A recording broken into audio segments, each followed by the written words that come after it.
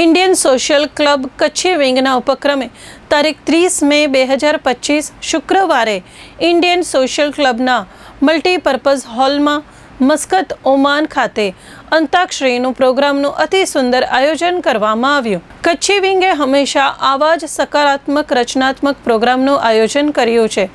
Oman ખાતે પ્રથમવાર પતંગોત્સવ તથા હોળી વગેરે પ્રસંગો આપ્યા છે। ઓમાનમાં કચ્છની સંસ્કૃતિ અને સંસ્કાર લોકોમાં જાગૃત કર્યા છે। અવનવા નાટકો તથા ભારતથી કલાકારોને આમંત્રિત કર્યા છે। આ વર્ષે તારીખ 2 મે 2025ના રોજ અજબ રાતની ગજબ વાત Gujarati film walks cinema Muscat પ્રસારિત કરી સભ્યોને ખૂબ જ આનંદિત કર્યા। સાંપ્રત ઉત્સવની વાત કરીએ તો તારીખ 30 મે 2025ના રોજ ખૂબ જ ઉત્સાહથી તથા ધમાકેદાર અંતાક્ષરીનું પ્રોગ્રામનું અતિ સુંદર આયોજન કર્યું। આ પ્રસંગે અતિથિ વિશેષ ભારતના મહામહિમ રાજદૂત શ્રીમાન જીવી શ્રીનિવાસજી ઉપસ્થિત રહ્યા હતા। તેઓ શ્રીએ આપણા કચ્છના જાણીતા સંગીતકાર પદ્મશ્રી કલ્યાણજી આનંદજીને યાદ કર્યા હતા અને પોતાની આગવી છટાથી ગીતો ગાયા હતા। પધારેલ મહાનુભાવોને રસથી તરબોળ કર્યા હતા।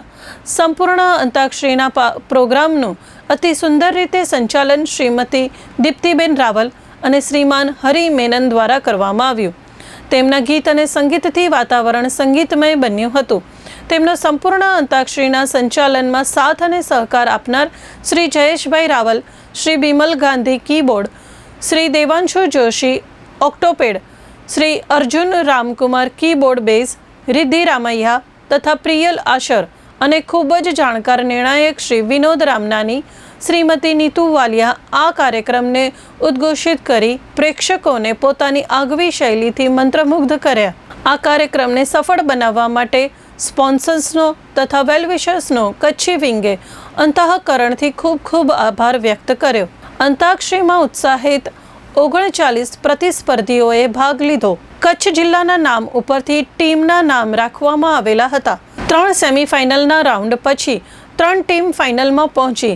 તેમાંથી ફર્સ્ટ રનરઅપ મુન્દ્રા ટીમમાં વિદ્યા ભટ્ટ, વૈભવી ગાંધી, દિવ્ય માસ્ટર, સેકન્ડ રનરઅપ ભુજ ટીમમાં અનિરુદ્ધ કુલકર્ણી, મુગ્ધા કુલકર્ણી, એકતા ગાંધી અને ફાઇનલ વિજેતા આદિપુર ટીમમાં બેલા વોરા, શિવ ગુપ્તા, વિદ્યા પાઈ આ તમામ વિજેતાઓને કચ્છી વિંગ દ્વારા પુરસ્કાર આપી સન્માનિત કરાયા। આ કાર્યક્રમને સફળ બનાવવા માટે ઇન્ડિયન સોશિયલ ક્લબ કચ્છી વિંગના તમામ સભ્યો અને હોદ્દેદારોના અથાગ મહેનત તથા સહયોગથી આ કાર્યક્રમ સફળ રહ્યો હતો।